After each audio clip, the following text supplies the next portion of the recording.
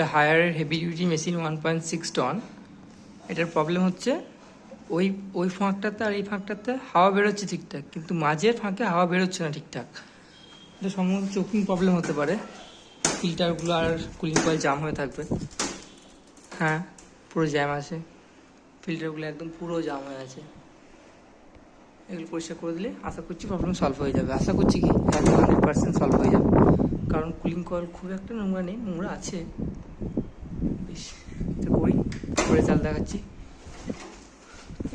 যাওয়া তো নোংরা, এটাও তাই।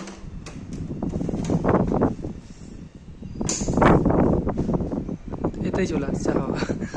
তাও জেট পাম্প যখন করতে এসেছি করে দেবো জেট পাম্প। কুলিং কয়েলটা ভালোই নোংরা হয়ে আছে, পরিষ্কার করে দিলে ভালো হবে। Hire 1.6 ton heavy duty.